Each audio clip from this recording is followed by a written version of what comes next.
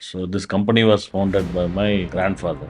So in 1961. So he was transporting stones from a small village near Madurai, which is called Muthupatti. Building a theatre was good business at that point of time. So, Is it Ambika Theatre? so it is so called Solamalai Theatre, which Okay. is in Rasaradi. Okay. So Nestle was our first distribution business covering a part of Madurai. What our father and grandfather really practiced is respect for people, ethics, integrity. That was strongly, we also believed that is what took us till here. I know that you have scaled 2x year on year from the time you came in and right now. So how you did it? We made the right partnerships, one. Otherwise, either the company would have gone or we would have shut Yes. it down. They don't see value in you, they are not going to continue with you. Exactly. There is a process which is followed by PNG, which is a Yeah. global conglomerate, Yeah. right? What differentiate Solamalai has done to become this much scale? So we are from the region, so we know the people, we know the retailer, we know the landscape. So you said one thing, so there is a right point that you have to appoint these kind of external professional guys to come in and Yeah. okay. What can you say that inflection point? What is that point, sir? If I have to replace myself, then I need to hire someone either equal to me or better than me. Better. So that's the first inflection. That's how we started hiring people. Okay, yes. So can you shed some light on what has gone wrong so that people will understand? A lot of people will come and advise you, see, since you are distributing to so many stores, you are distributing some other brand. Why not you create your own brand? Find out what the customer wants. Exactly. So coming back to your recent startups and stuffs, right? Like Minitown. What's the idea behind that? And why retail? Because we don't do fancy things in our franchise. So we really want to give people what they really want, not invest on unnecessary.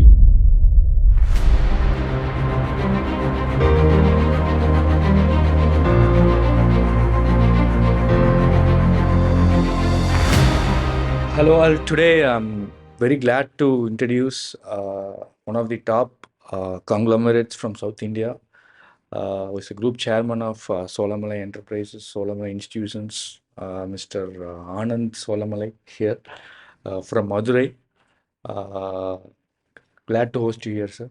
Thank you. Okay.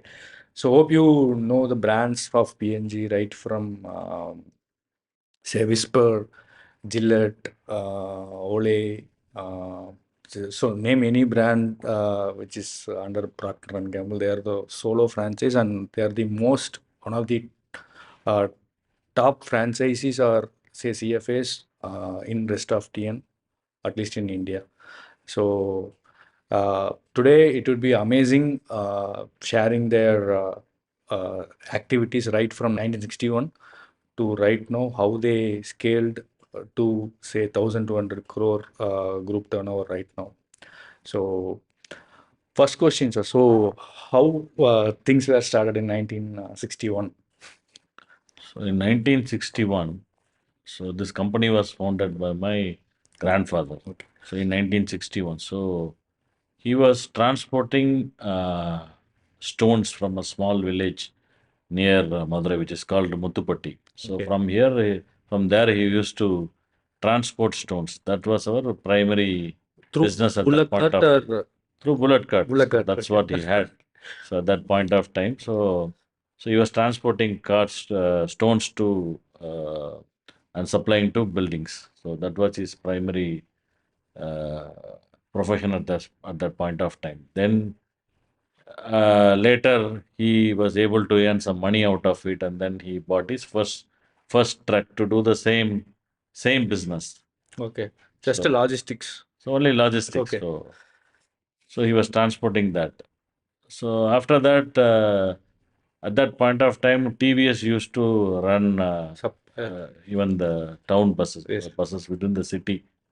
So, so he was really inspired by that operation, and then he ventured into passenger transportation. The Okay. second business was passenger transportation. So, His name is Mr. Solamalai. so his name is V.S. Palsamy. Paul Swami. Okay. Your dad's name is So, Solamalai. my dad's name is Solamalai Pitchai. Okay. So, we are a third generation Yes. business people. So the company was founded by my grandfather. So then he ventured into passenger transportation. So by the time my father had finished his education, he was also entering into the business. And at those times, if you see, most of the big businessmen will have are into either passenger transportation and they are into cinema exhibition. Exactly. So building a theater was so such a good business at that point of time. So and one of my grandfather's relative was running a very famous theater in Madurai, which is called Central Theater. Oh, okay. So while talking to him and then knowing about that business, he wanted to start that business. At that point of time, my father also joined the business, and my grandfather and my father they built that complete theater and opened the theater in 1986. Okay. Is it the second theater? At that point of time, A there lot were of theaters. theaters were there. Is it Ambika Theatre? So it is so called Solamalai Theatre, which Okay. is in Avasaradi. Okay. So it was built. So whatever earnings they had from the transport operation, from the passenger transport operation, without even borrowing money, so they Okay. were able to build that theatre and open it in 1986. So Okay. at that time, it is they used to work night and day because my father used to even do the mechanical jobs in the transport business. So they will send the bus for the they used to call it our line. Yeah. So from Madurai to Dindigul. So at that time we cannot afford to buy new buses. Yes, So old. whatever buses we have been running, so we cannot replace buses very frequently. So it used to run like 500, 600 kilometers per day. Only in the night you can do the maintenance. Yes. So my father used to be almost. I have not seen my father in my. I don't remember Oh. any incident or anything we going out in my young age because he was primarily in the transport business and he used to work in the nights Mm-hmm. and he is good in even repairing the buses. Okay. So he used to spend the night and even during Diwali and Pongal. Is it Tata or Leyland? At that time Tata was prominent. Yes, Tata. Yeah. So he can actually completely repair a bus. Oh, okay. So he had that kind of expertise because he was completely involved in that business. The other business was exhibition, cinema exhibition.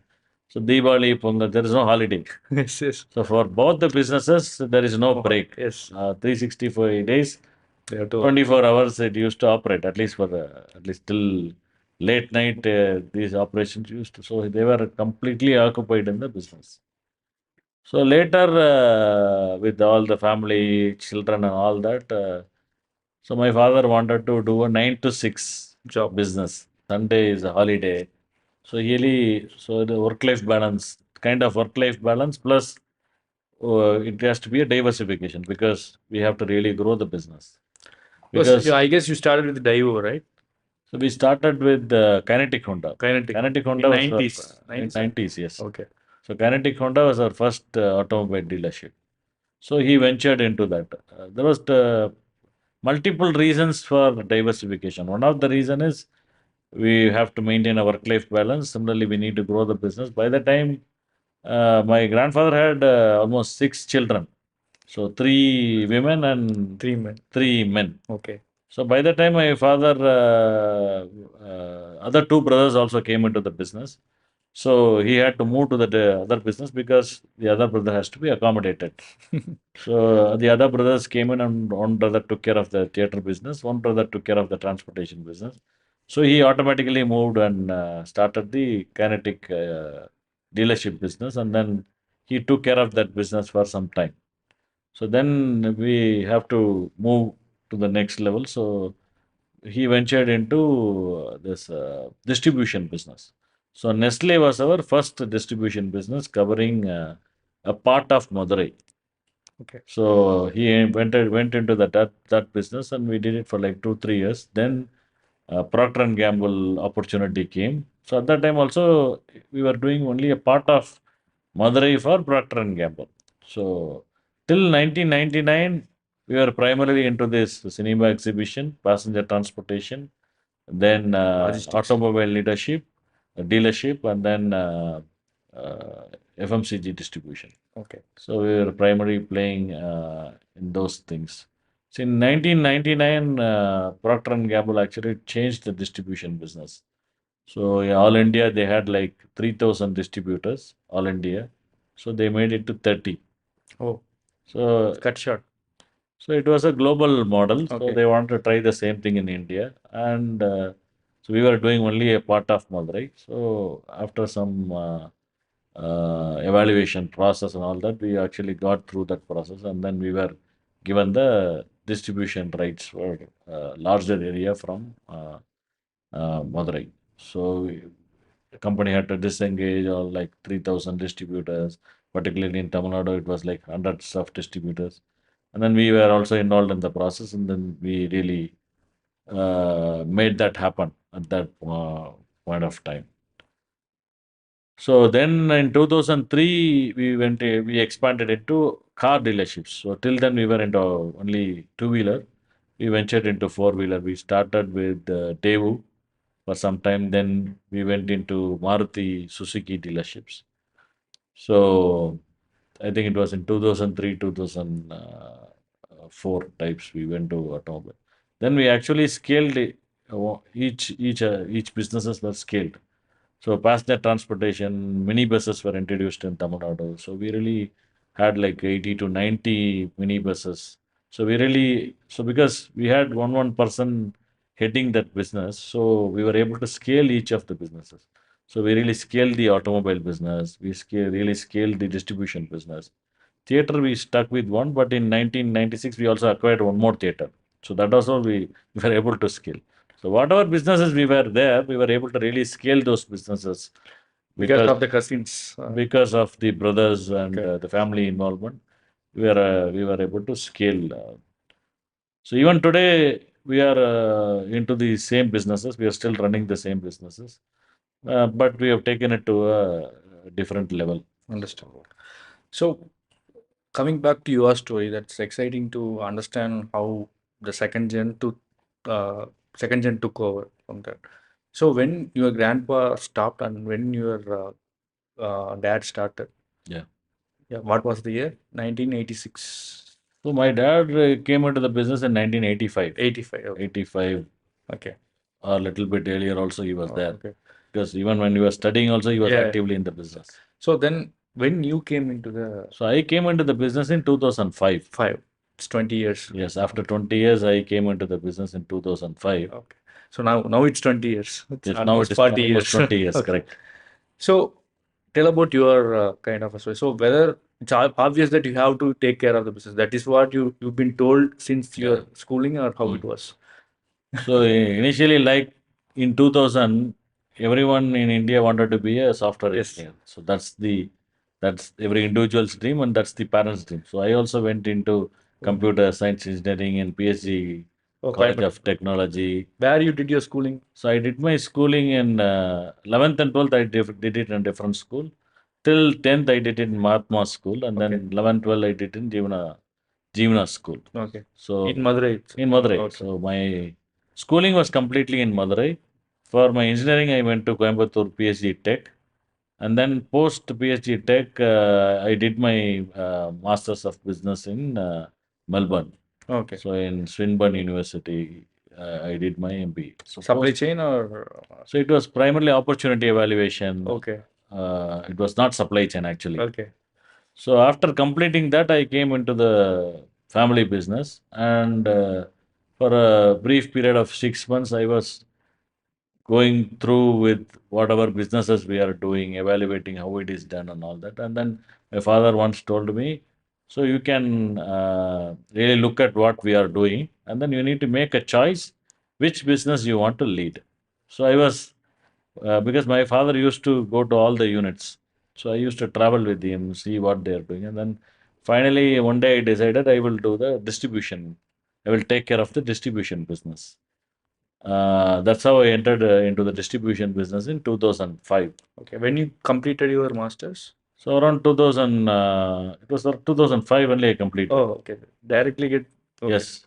So I had a little brief period of 6 months to really understand the business. Okay. So once I chose that this is the business I'm going to head, then I had to go through a complete training process. Like since it is sales and distribution, so I used to go with a Salesperson. go to the field with the salesperson. Did like 15 days of in-market training.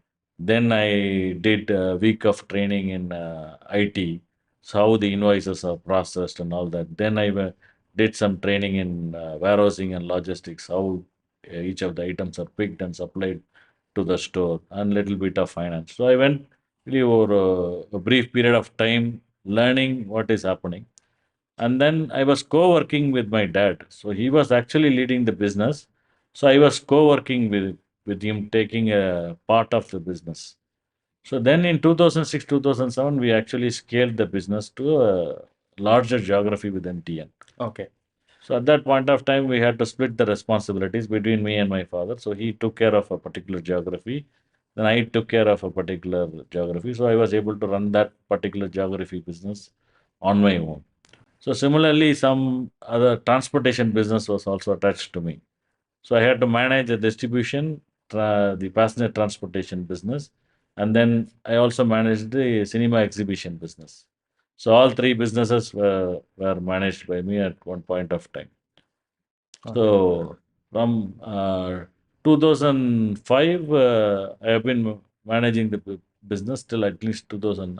For 10 years, my father was actively in the business. At around 2015, 16, I was the more operational person. He went into managing the finance, accounts, and all that. So from last 10 years, probably, I am actually leading the business, and he is taking care of the finance accounts. So still He is still active. He still comes to the office daily. So all financial decisions we have to align with him. Hmm. And for whatever operational issues or anything we want his guidance, we still look forward to him. That's great. Okay. So It's 40, almost 40 years still is. yeah, he is very much. Okay. Even today, he is still in the office. Uh, I know him because I interacted with him Yeah. while I was in your college. Yes, yeah. So there are there are different things. There will be some ethos which you hold as a Mm. person. There will be something which management has given to you while you are studying in US, sorry, Australia. Then there will be some ethos for Solamalai as well. So what kind of challenge you faced in the initial phase to balance between these? See, as a person and as a company, we have very high regards for our founder. Okay. So we know because I have seen him. Yes, yes. Because I had seen him and I have seen him work. I have seen my father really struggle how they built this business. So we know how this has come. So we are at least me and my brother, all our cousins, we are really grounded because we know nothing came easy. Exactly. So it was by purely by hard effort. It is not like any lottery or magic that happened. So it is completely by the hard efforts of our grandfather, our father. This business has been built. So we really want to at least maintain this business, if not growing. And we are a respected company in Tamil Nadu. So we want to make sure that at any point of time we don't do anything that harms the reputation of the company. So that's what all strong values we got. And what our father and grandfather really practiced is respect for people, ethics, integrity. That was strongly, we also believed that that is what took us till here. So we will also practice. So respect for people, integrity, doing the right thing. If you commit something, delivering that commitment actually got transferred from our grandfather and our father. So we had that. So when I came into the business, probably I came with a lot of ideas, but the only challenge for any second generation or third generation people when they come in, so there'll be a lot of old people in the company. You will come with new thoughts. So it will not be very easy to sell it to them. So you and to earn their respect also it takes time. So because you are a youngster, they are into the business for 10 years. So you really have to. So one thing that helped is I did not come and sit in the chair straight. So I went through the process. I learned what is happening. Then I was co-working with my dad. So I did not assume complete responsibility. So all that gave me some space and to prove people that I am worthy to be in that seat. Understand.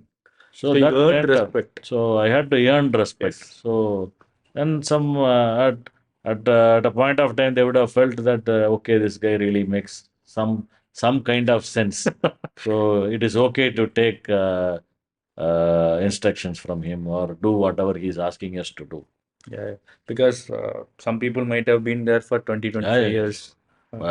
Even in my company now, there are people who are far more experienced than me. Yes. Yeah. They are like right from the start, they are there. So they are like 25 to if it is 26 years, they are there for 26 years. So, but now they are reporting to me. So I had to manage Yes, their exactly. experience, plus also get to do them new things. Yes. It is always there. So Yeah. So it's not that easy, right? Or is there any trick we you need to make it happen. Nothing is easy. So Yeah. we need to see for someone to believe in you and do what you say, you really need to have sell in. So what I usually tell people is either you convince or get convinced. There is only two ways about it. So don't leave it at like that. Either if you want someone to do it for you, you convince him. Or else if he has a logic, you get convinced. Coming back to the story of Solamalai again, sir. So what was the revenue when you came in? And it's almost I, I know that you have scaled 2x year on year from the time you came in and right now. So how you did it?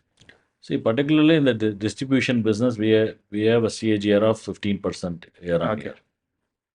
So one thing is first the partnerships we made. So all those companies we partnered, uh, we are still working with them, like 10 years, 15 years, 20 Retail years. shops you are saying, or No, the super stockist? the warehousing, logistics, or distribution, all those services we are providing, all those companies have stayed with us through the time. One is we made the right partnerships. One, otherwise either the company would have gone or we would have shut Yes. it down.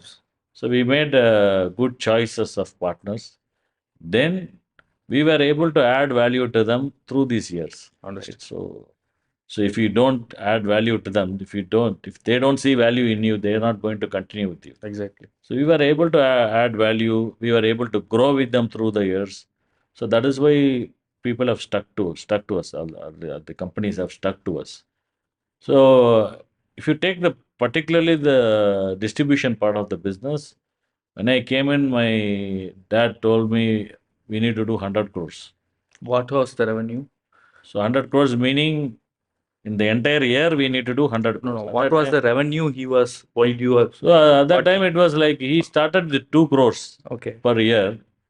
So when I came in, it should be like 40 crores per year. In 2005. 2005, 40 crores, 40 or 50 crores per year was the turnover. So, and we wanted to do 100 crores. That was, so we made 100. When my father was actively in the business, we made 100 crores. We did a cake cutting celebration and all that. So, from there, last year we ended at 825 crores. That's amazing. Yes. So, at that time, I had like a field team of 18 people. When I entered in, it was 18. 18 sales executives who are doing the job. Now there are 470 sales executives, Field sales. field sales executives. So the company has grown into a 1,600 crore company from like, I don't know, at that time it should be hundreds, Yes. few hundreds of people. Understand, sir. So, is there any kind of see there is a process which is followed by PNG, which is a Yeah. global conglomerate, Yeah. right? So, what differentiate Solamalai has done to become this much scale? See, one thing is I told you we made the right partnerships. So Okay. it doesn't stay, success doesn't come only with making the right partnerships. Other thing is, see, they can make very good products. That's their strength, right? So what we can bring to the table is the local expertise.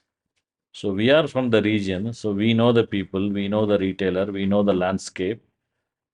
So what value we can bring to them is tell them how, as a company, they can succeed in our region, Understand. right? So otherwise, why would someone want you to be their partner? So that's the kind of expertise we bring in. Second is the right people. So getting the right people to do things the way we want to do. Understand. So we are a very system, at least Procter and Gamble and both. We believe in process and systems a lot. Otherwise, you cannot scale this business Understand. because distribution is not an easy business. So it is going to stores on a daily basis. Like a sales executive is doing 30 calls per day. Then next day we need to supply the stock. Then we need to collect the money. So only when you collect the money, the sales cycle is getting Closed. over. Otherwise, you can very well build the store. If you don't collect the money, then there is no profit. So it is a very difficult job. To scale that difficult job, unless we have the right people, processes, and systems, it is not possible. We can still scale, but you will lose a lot of money Yes. in terms of bad debts not being, money not being collected, or P&L other will be things. good, but cash flow will be Turnover will be good, but you will not get any money in your yes. kitty.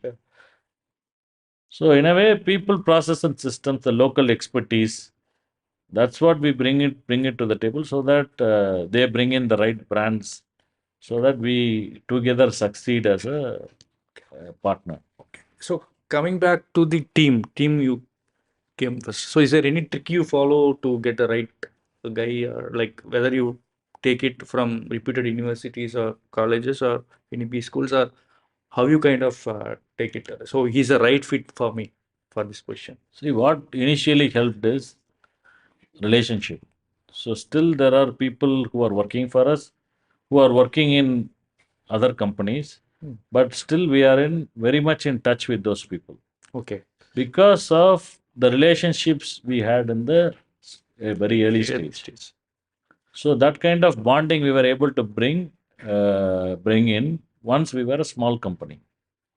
So once the scale increased, you don't really have the time or the To capacity interact with to everyone. really interact with all of you. Otherwise, you wouldn't even find time to interact with your direct reportees. Exactly. That's how it happens.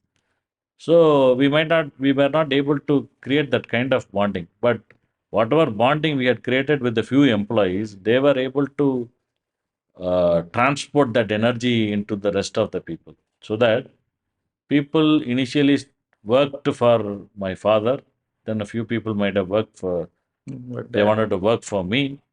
Then people actually started working for the other people. Okay, so I am working for a person. I know this person. So whatever he says, they will start doing. So it kind of built that relationship beyond us. Understand. So that is one of the strengths. Second, after we really became very big, so we really want to hire some expertise from outside.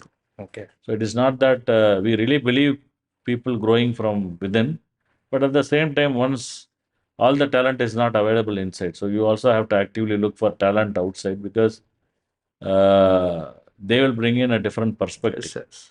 So we started hiring professionals once we achieved a scale because we thought that could add value. They can really steer us to the next level. So we also brought in professionals. We also had some people growing from within. Even today, a person who had joined as a delivery executive is the sales manager who handles 400 crores of my business. Oh, okay. How long it took for me? It took him like probably 15 years. 15 years. Two of my sales managers who handle 400 crores, they started as a delivery executive. So they are leading the business very successfully for me. But I also have a professional who has come in and who is helping us go to the next vision of we really want to become a 3,000 crore company. So he is helping in that. So we have a mix of both. Understand, sir.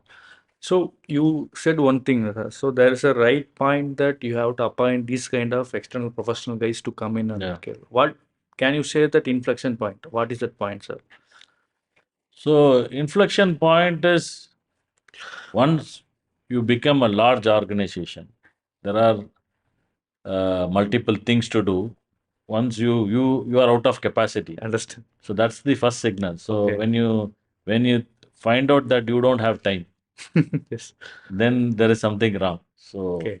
so how do I create capacity for myself? Mhm. So if I have to replace myself, then I need to hire someone either equal to me or better than me. Better So than. that's the first inflection Understand. point. I think Okay. that's how we started hiring people. Okay. Yes. Yes. Yeah. Okay. Got it. So, so there were logistics, automotive, then Distribution. distribution, FMCG, and Yeah. those stuff, supply chain, warehousing, everything, CFAs. So you came in 2005. Mm. So is there anything you added to the portfolio after your things? You said like you have kind of uh, increased the geography, Mm. first thing. Yeah. So is there anything else we have done the past So 20 for the years? last 20 years is one is we really scaled each of the businesses. Okay. So right from the beginning or um, even now, so we really want to keep our focus very clean. So we really want to have a diversified business because that is what took us here. So if I had stuck to one business, probably we have also failed businesses in the last 20, 25 years. We have failed in businesses. We have shut down businesses which did not do well also. So it is part of Okay, any shed? businessman. It is part and parcel that you will, Okay. some businesses will be successful, some will fail, but you need to keep your journey moving forward. So the one thing we were clear is we will uh, scale up in our whatever businesses we are operating, we will scale up. So that's what we did. So we really ventured into a few things we did not work for us, so we had to shut it down. But that's at the same time we were able to build the other Okay. businesses. So can you shed some light on what has gone wrong so that people will understand? We were a strong distribution company. A lot of people will come and advise you, see, since you are distributing to so many stores, you are distributing some other Product. brand. Why don't Why not you create your own brand? So it has that's the common question everyone would ask. So we also wanted to try our hands in brands. So we tried and tested one or two brands at that point of time, but it didn't work well. So we kind of carried it for like 1 year or 2 year. Then we decided it is not our of cup tea. of tea. Then we had to shut it down, and then we focused on what we do well. Yes. So what do you think has gone wrong there? You need to be very clear. So you have an expertise. It doesn't mean it will that expertise will help you in Others. others. Okay. So managing a brand is a different level. Yes. So other thing is you can create something, you should not create it. So you need to find out what the customer wants. Exactly. Rather than create, there are already 100 products of that nature. You create an 101th product, believing that you can do better because you have a distribution network. So that's one of the mistake we did. So I just found an 101th product, You became believing a choice. that Became a choice. yeah, believing that I have a distribution network, so I can do better than the rest of the 100. So that's something we should not do. Rather, find a product that is unique or find a product that can satisfy a consumer need. So that's the big learning we had. Okay. So is there any kind of new initiative you have done for the past 20 years which scaled like no matter what it scaled like anything? See, I believe most of our businesses are it involves a lot of people. Yes. So we don't manufacture. We are more of a service company. We provide a lot of services. So we are very much people oriented. So we really need to steer a 2,200 organization. So we have innovated a lot of things in people side, people, processes. That's where we have been focusing a lot of our time and resources. That has really helped us in really to scale this business. That's how I would put it. Okay. One any out of box thinking that's which comes to your mind like you are proud of? Anything like that? Uh, See, one thing is we don't stay with what we do. So one primary principle I have is, am I doing better than yesterday? Okay. So that's what keep us pushing. So we don't stay, okay, this is happening good, so let us stay with that. No, no. You have to Can we do better? Can we do better is the same question we ask within ourselves. So in a way, that's what we have been practicing. So we have done a lot of initiatives within the company that has moved. So probably we keep asking the same question. So we have an organization structure that's really doing well. Suddenly we question why should we have this? structure. So when I go to a branch, I would say 4 people are working. I will keep talking to them and find out what are you doing from morning 9 to 6. Tell me what do you do. Then that comes up. Okay, so he doesn't have work from 9 to 6. Then I will ask, why do we need this person? So we have found a lot of cost saving things initiatives that were able to that helped us to keep the bottom line intact. Understand. Okay, that's the Yes. okay. That's one initiative, right, sir?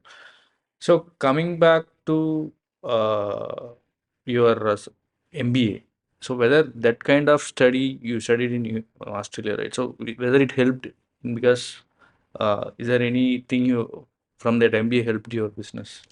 See, more of what I see, education is what you learn is not what you apply. Exactly.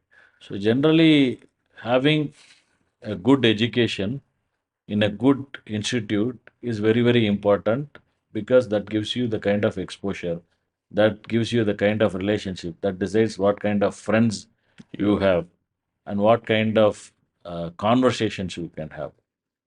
Through my education, I did my computer science engineering, I did my MBA. How much of it is getting used to my business?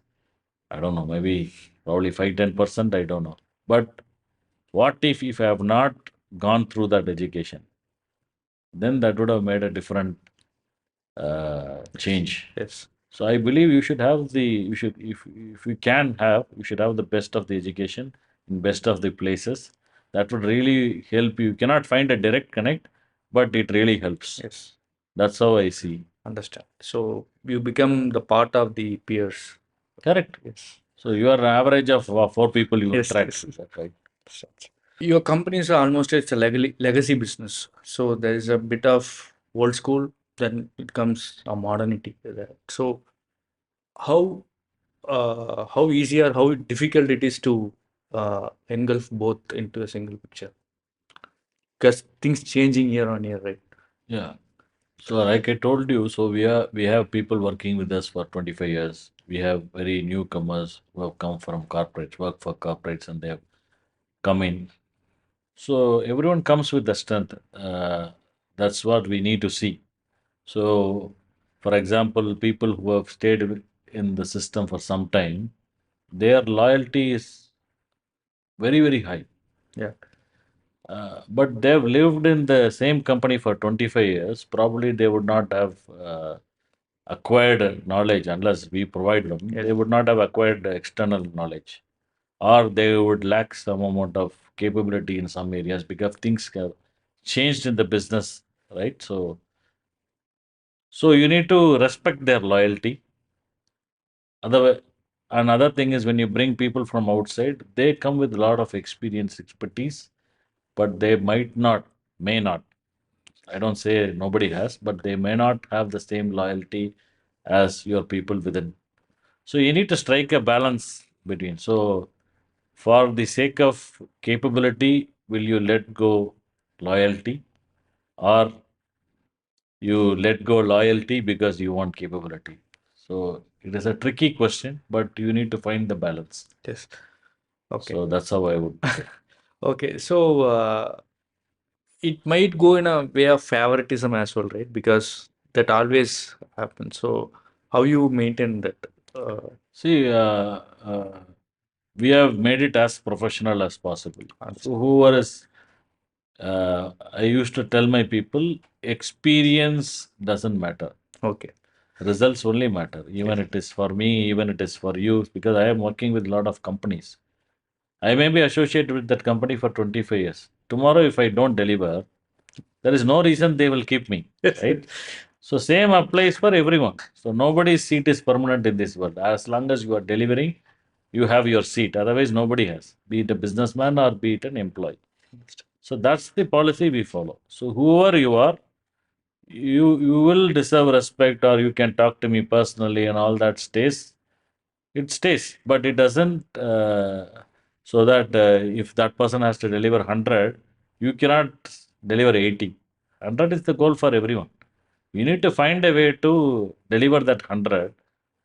So experience doesn't help you. Experience should actually help you to deliver 120, right? Yes.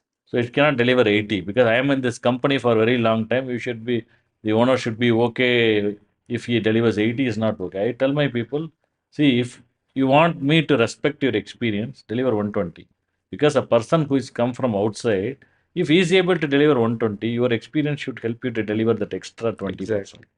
So that's how we train. So we have very clear deliverables for each of the people. We have a scorecard, we have a review mechanism, we have a performance management system.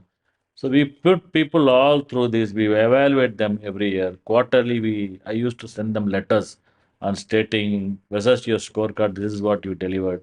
We put green, red, yellow, and then we really put what worked well for you this quarter, what you did not do well. So we make it as a document.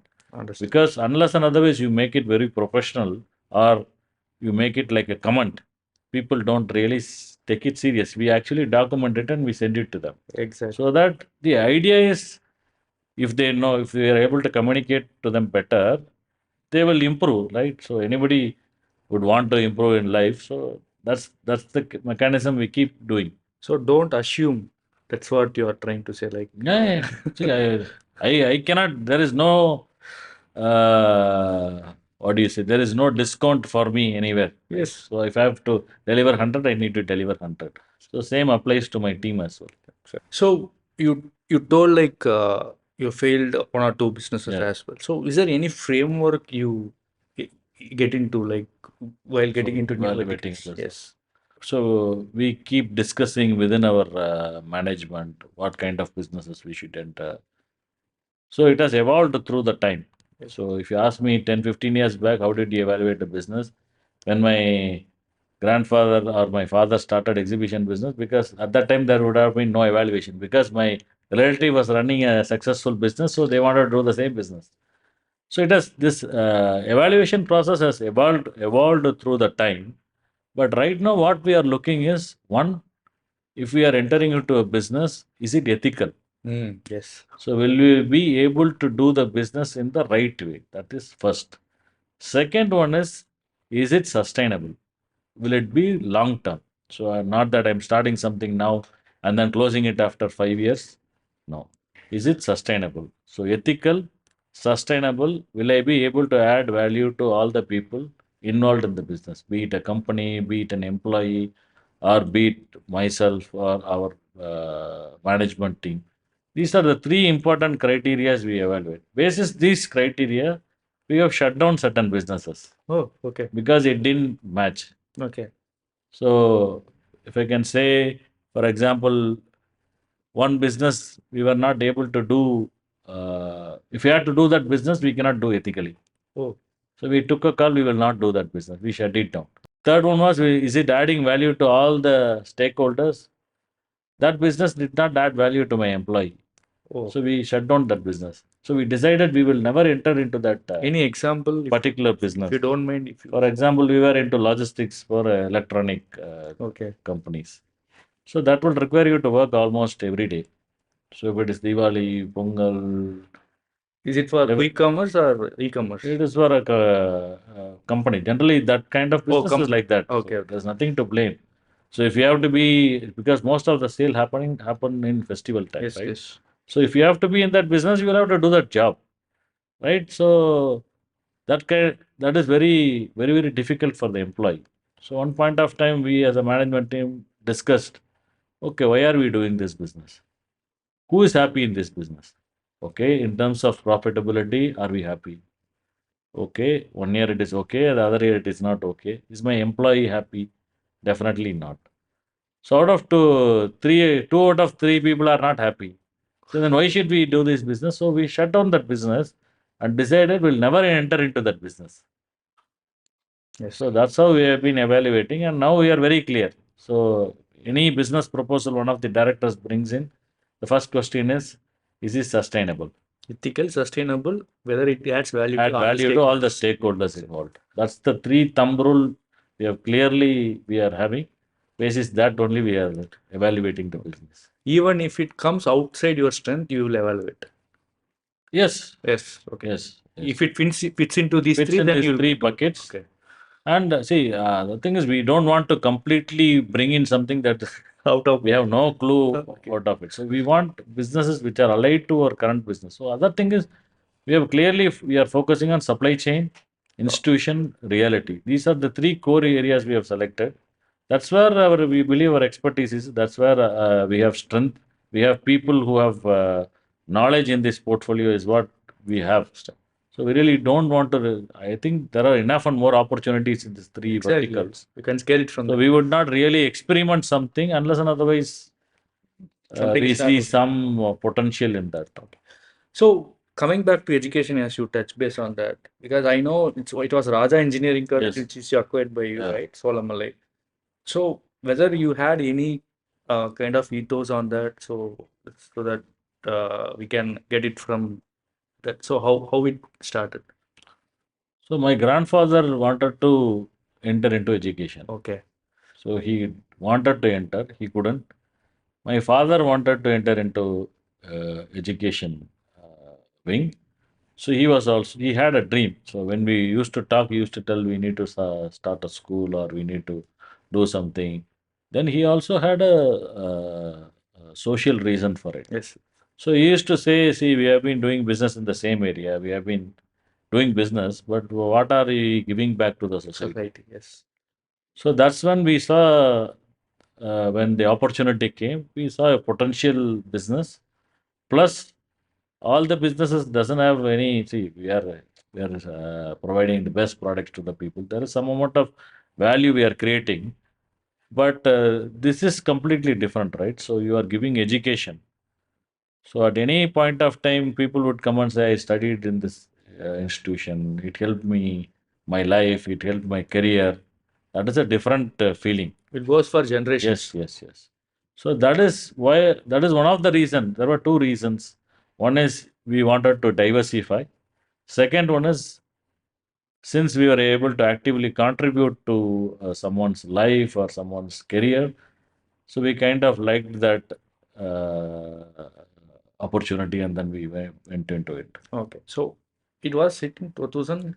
It was about 8 years back. Okay, 8 years. 2018. 17, 18. 18. Yeah. Coming back to the technology, so it's been almost 25-30 years we are into supply chain, right? From those days where still DC has to be entered in the books. Right now, everything is IoT, and right now AI. So how you feel the shift has happened, and how you have adapted, and how you are think going forward? See, one of our key strategies is investing in tech. Okay. So that's one of the investing in people, one of the strategy. Mari, investing in technology is the next biggest strategy. So a lot of things are changing around us, and a lot of businesses are primarily on tech. இல்லைங்களா இப்ப? Yes. So unless and otherwise you are able to adopt it, it is very difficult. So இன்னொன்று வந்து operational excellence. So you have been doing things in a way, if you have to do it better. நான் சொன்ன மாதிரி are we doing better than yesterdayக்கு அந்த கொஸ்டினுக்கு answer வேணும்னா technology வந்தால் தான் வரும். Yes. You really have to adopt technology to do better than yesterday. Whether you like it or not, now you really have to take that path. So we are very open to adopt new technologies. We are ready to try things. We have tried in the past. So we always question the present. Okay. If someone, for example, our delivery vehicle has traditionally in we get two people to go in the delivery van and deliver for 40 to 60 stores per day. So we always question why two people have to go. Is there anything you can do better? So is there any technology that can help you? So usually from the branch, almost 10 or 15 vehicles used to go for the delivery per day. So it is all pre-designed. So for the two people, one vehicle has to go, two delivery boy has to go. So many vehicles are required, so many delivery boys are required. That's a principle-based decision. So then we decided there is a concept called dynamic delivery. So we adopted that technology, and then it was able to give you dynamic solution. So instead of 10 vehicle, which was on a principal basis, when you put the technology, we only needed 7 or 8 vehicle. So 3 vehicles we were able to save, almost 6 manpower we are able to save.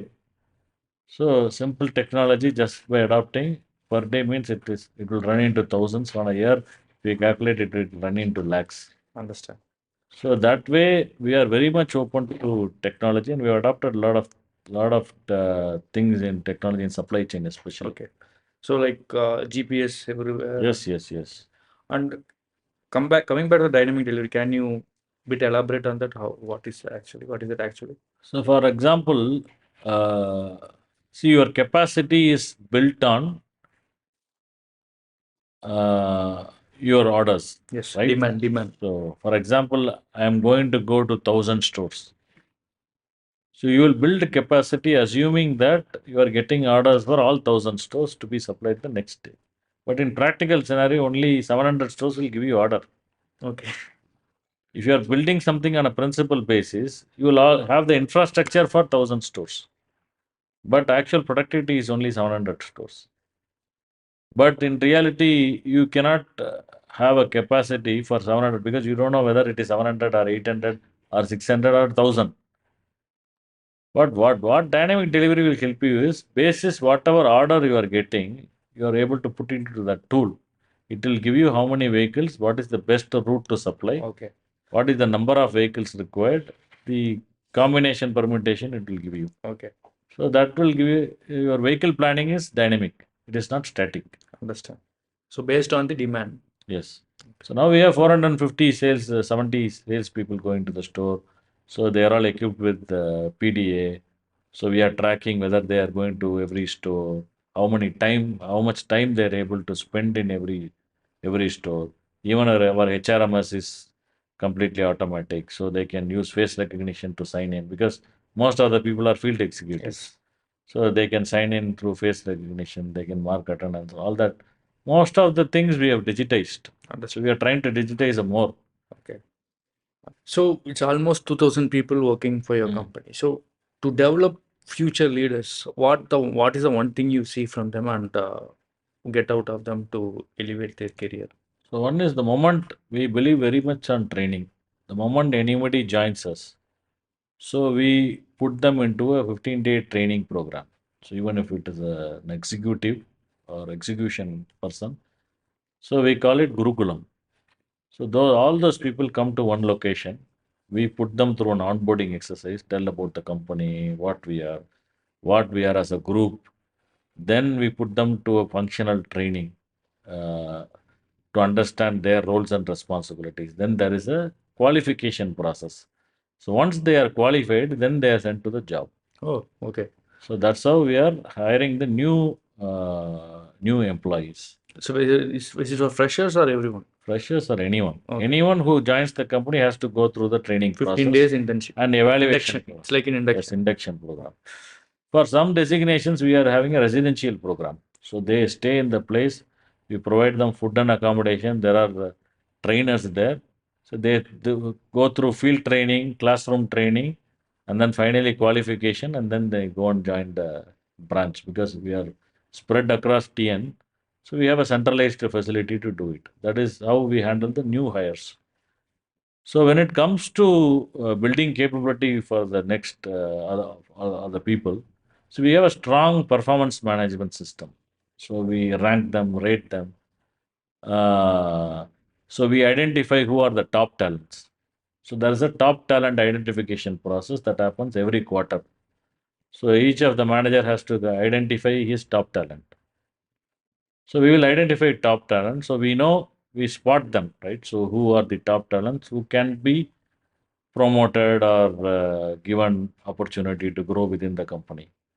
Once they are identified, then we really have to give them training or give them additional responsibility. When there is a need, we test them by giving additional responsibility.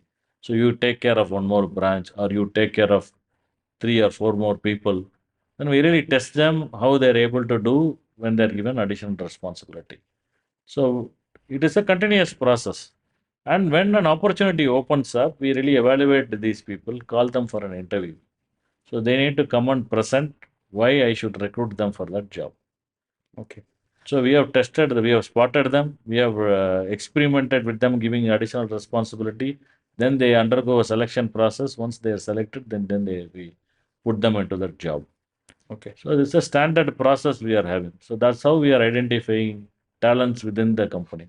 Our priority is whenever vacancy opens up, first priority is find if anyone internally can fill that position. Understand. So that is way better than hiring Yes, yes. someone external. Right. Coming back to the scale, right? So there are businesses which is say 10 crore, 50 crore, they will touch 100 crore.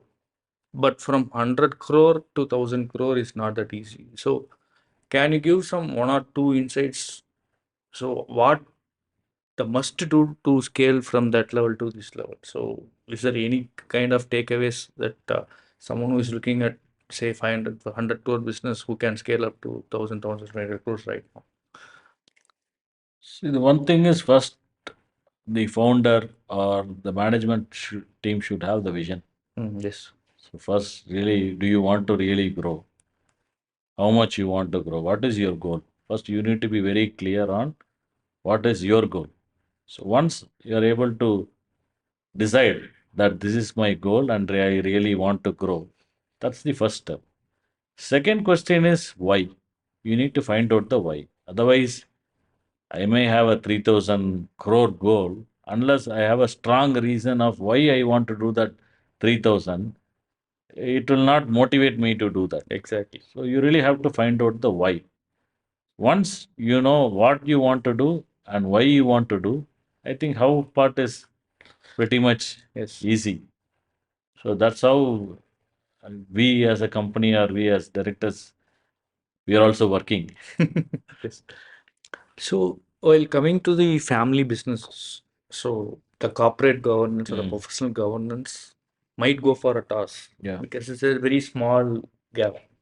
So, I know that. So your dad has three brothers and there are Yes. lots of cousins. Is there any Yeah. cousins? Yeah. Okay. So how you manage professional governance being a family businesses for three generations? See, one is you give them responsibility and don't interfere in operations. So you first provide clear responsibility. So if you are allocating some particular business to some person, leave him to lead it. So that's how we operate because whatever business I manage, nobody interferes in daily operations. I am completely accountable for the success and failure of that business. Similarly, my brother, similarly, there is someone, if there is a professional also, we give it to them to do the daily operations. But we meet and review the progress. So we communicate what is happening in each of our business. We seek input feedback through a proper session. So even within, so we are also hiring to do this better. We are also hiring consultants. So see, end of the day, we are the owners. There is nobody to question us, right? So we need some external person to come and tell us was you are doing this right, wrong, or there is some other way to do it better. So we are also hiring people from outside to tell us how we can do this better, how we can really professionalize our organization.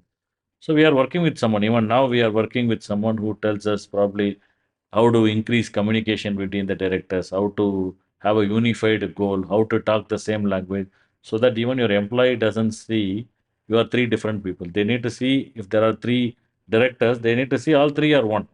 Otherwise, they will also be misguided, right? So what we do is we have a Tuesday board meeting. So every Tuesday we meet for 1 hour. We talk what has happened in the week in the respective businesses. If there is any help required in my business, I ask the other two people. If there are any key decisions to be made, we discuss those things in that meeting. Then we have a business review meeting every month. There we review the business so that my brother will know my part of the business doing well or not, even if it is mini town, how many stores we are opening, what are the challenges. Otherwise, if we don't do that, also you might be thinking that the other person is not doing well. Yes. Don't assume things. So really, if he's not doing well, at least you will know he's actually trying. He has these challenges. Either you can actually pitch in to help him overcome those challenges, or at least you will acknowledge that he has put in his 100% effort. Still, the business is not doing well. So that's built builds a lot of trust. So trust is very important. Trust and communication is very important in the family.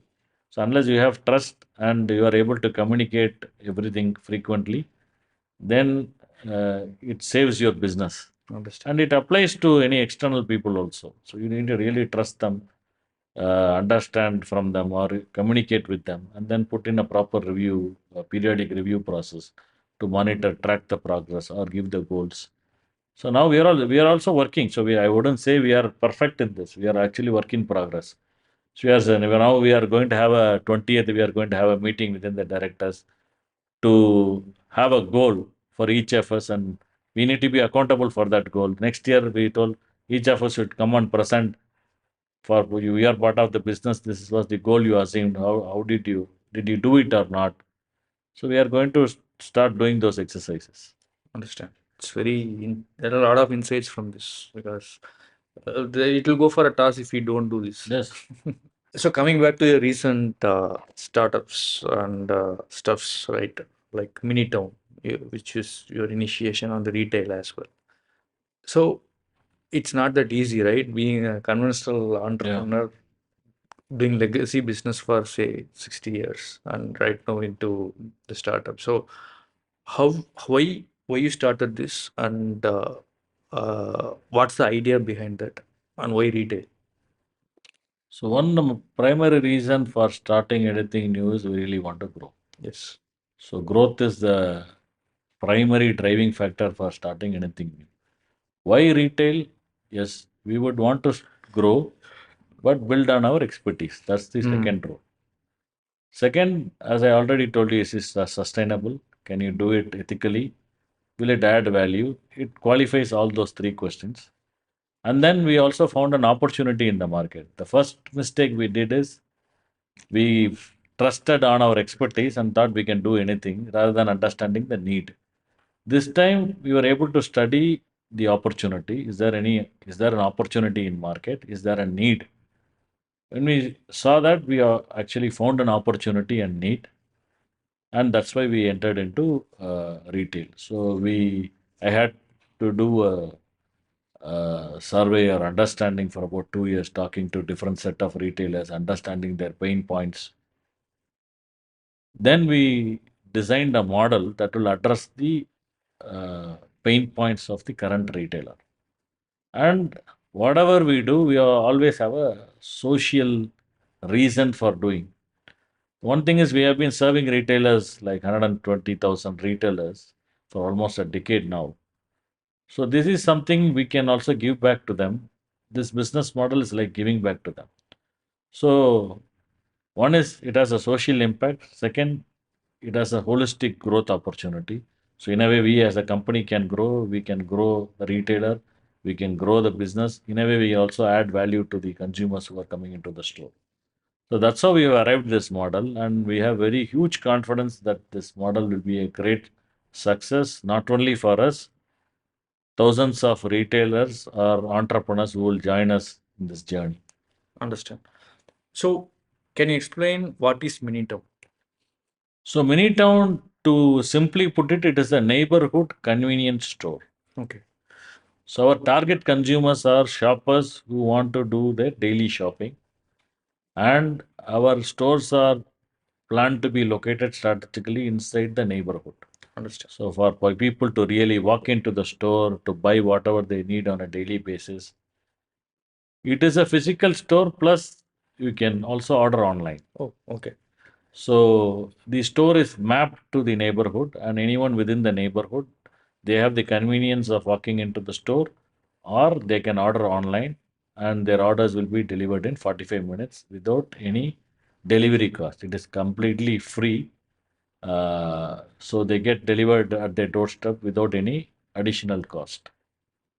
The one thing what we are trying to do is uh, the space that was there is we are used to shopping near our houses for our regular needs. Otherwise, we have different avenues to shop. Uh, we wanted to create a very comfortable environment, clean environment to shop your daily needs. That's why our stores are well stacked. It is clean. It is air conditioned. You can buy vegetables, dairy, bread, egg, rice, your cosmetics, and anything. And our assortment is curated to every store because a store in Ananagar might be different from a store in some other area. Understand. So we are creating our assortment to suit the local needs. So our tagline is fresh, quick, local. So fresh meaning our products inside the store are really fresh because we don't stock 1 month or 15 days of inventory in the store. So our stores are getting replenished every day from the warehouse. So even in our warehouse, we don't stock inventory for 30 days or 15 days. It is maximum we would hold 1 week of inventory. So in a way, be it FMCG or be it any product, it will be as fresh. It can be the freshest possible in any retail store. One. Okay. Second one is quick. So you walk into our store, you can when you enter the store, you can see every single product right standing in front of the store. That is why Our stacking is like that. So you can see. So we have a clear planogram. If you walk into the store, you can pick whatever product you want in minutes. So when you come into the store, it's like quick. You come in, take your product and leave. The quickest possible you can shop. Even if you don't have the time to come into the store, you can order on the app and get it delivered. That's quick. Okay. The third one is local. Local meaning one objective is we have a franchisee who is part of that area. So he is a local person. You have a face. In any other app, if you order, you don't know who you are ordering to, who is delivering, you don't know. But in this particular store, you have a face. You have a relationship with that person every time because you are in that area. You walk into that store, you build a relationship with that person. So he is locally known.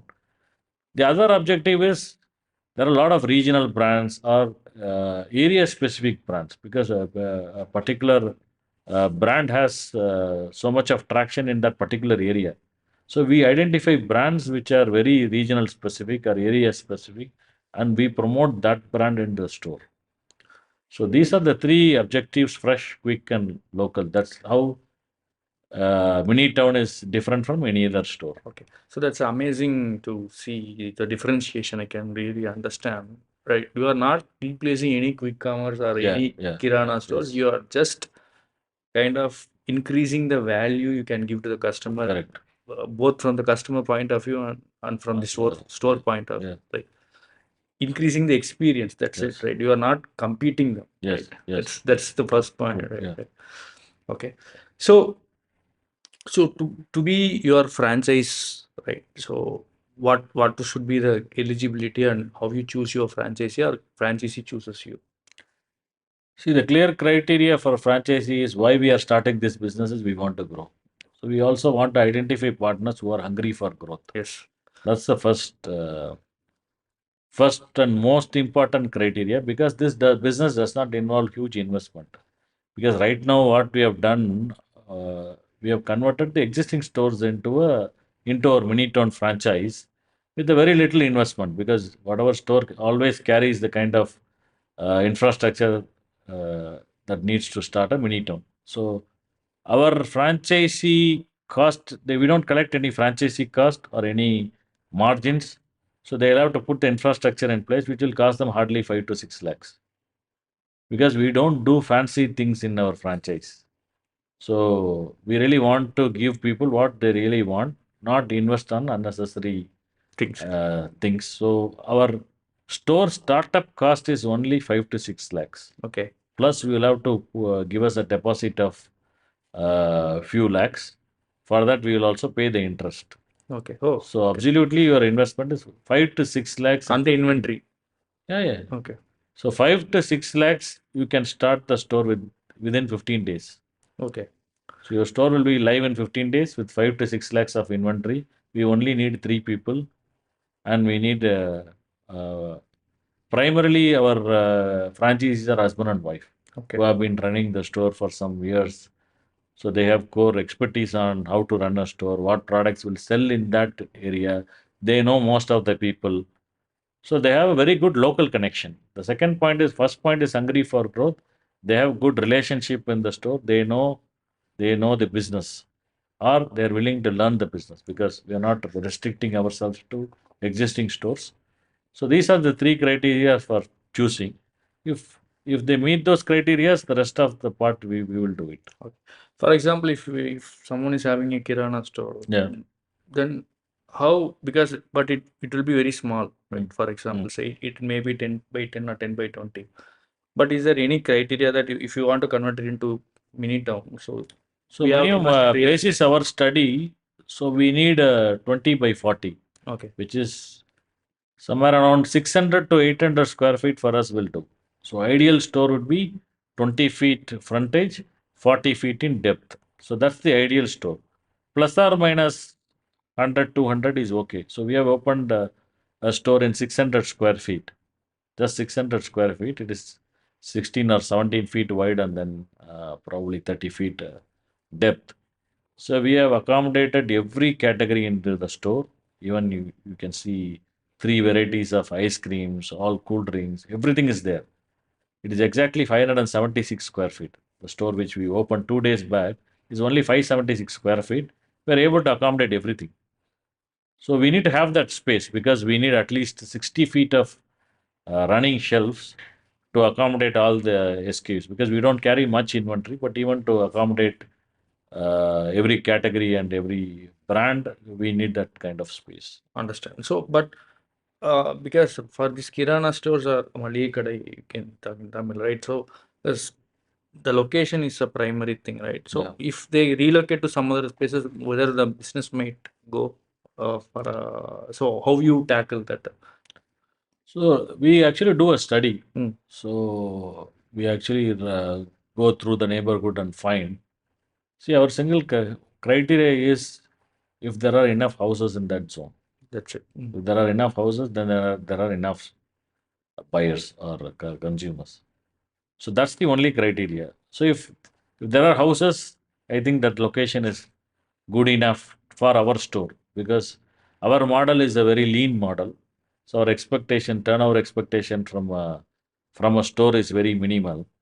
So we don't have to really worry about having the store in a very prime location because that will attract a lot of rent. So we have because we have only three employees, 800 square feet. So our running cost is very low. Yes, So that's the model we are understood. trying. So Okay. So coming back to the business model, whether is there any profit sharing or how it works? so it is a profit sharing model because ideally there is no investment. Okay. But whatever sale happens in the store, they earn a considerable margin on the sales. Okay. So that's how their profitability is there. So our profitability is primarily based on scale. So once we are able to do hundreds of stores or 25 stores in a city, then we will have the scale to make money. Till then, what we are currently worried about is how do we make the store, individual store profitable. Understand. So that's how the business model will succeed. So if stores are not making money, then there is no way Franchise model will won't work. succeed. Yeah. Yes. So when you started this and how what's the status right now and how you are looking at? So our test store started in end of October. So we really tested the model, whether it is working, whether whatever assumptions we made are working or not. So it took us 3 months to do the really test it. We tested it for 3 months. So after that, we have scaled two stores. Post that, we also had some learnings because we have not dealt with 3,000 SKUs.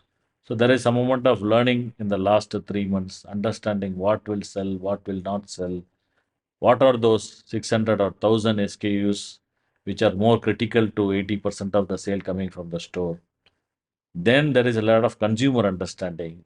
So why would people come and shop in the store? What is their number one priority? Is it price, convenience, or it is assortment? And then we also found uh, there is some packing changes or grammage changes that also needs to be done because both all the three stores are behaving differently. What sells in store A doesn't sell in store C.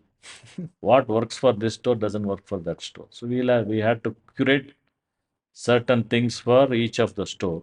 So now that we have done, We actually opened, we did not scale for about 2 months. So we stopped, we will not increase the store. We stayed with 3 stores. So last Monday we opened fourth, and we have a very ambitious plan of opening another 20 stores in the next 3 months. So the primary customer will be again your customers already, right? So the retailers who Retailers, maybe, yeah, okay, maybe. understand, sir. So that's amazing. 1 hour of time we spent together. So is there any kind of takeaways you can give for the upcoming entrepreneurs who is listening this podcast? So is there any kind of 1, 2, 3 takeaways from your side? Okay, I think we are working on 5. So we believe, so one thing is we believe there are certain things which has brought us till this date, and there are certain things we should sustain and focus on certain other things so that we can move to the next level. What stays is always people. People should be the core. Second one is leadership. So you need to build leaders, your second line, or be it your leaders in your business or leaders in your departments. So second one is leadership. Third one is uh, willing to invest in technology. For example, you should be able to adapt technology. It is not that adapting technology, you should be willing to operate in excellence. Understand. So whatever you're doing, you need to do it best. So to do it best, if technology can help you do that, you should be ready. So operational excellence is number 3. So these 3 things, then governance. So if you really want to scale, or if you want to run a business in today's scenario, you need to have a clear governance, because with all GST and all that, there are a lot of complications in doing business. Unless and otherwise you are doing it, you have the right governance, you might lose all your profits in paying penalties. So governance is the fourth one. The fifth one, I would say, it is a mix of culture and your own focus. Yes. So you really need to understand whatever you are doing very well so that you can build on your expertise. The other thing is you need to build a winning culture in your team. There should be hungry for growth. So if you are the only one who wants to win and nobody else, they only want to get salary, then no way you can grow. So I would put it as winning culture, people, leadership, operational excellence, governance. So these are actually, I'm saying this because these are the 5 strategic pillars I have chosen for my own company for this year. Understand. Thanks a lot for your time, and there'll be a lot of insights for the fellow entrepreneurs or you wanna be entrepreneurs or like who is in the middle stage of the entrepreneurship like me. So thanks a lot for your time. So hope you enjoyed this conversation and Definitely. So thank you for having, it was a very new opportunity for me to come and talk like this, but it was very good for me to really go back and think. And some of the questions, I don't know whether I answered it well, but I thought probably a question you asked, what is that you are really proud of? Probably I should go back and think what am I proud of, or I should start doing something I am proud of. thanks a lot, sir. Thanks a lot for your time. Thank you so much. Thank you very much. I hope you enjoyed this show. Please subscribe to Frigate Manufacturing. Thank you.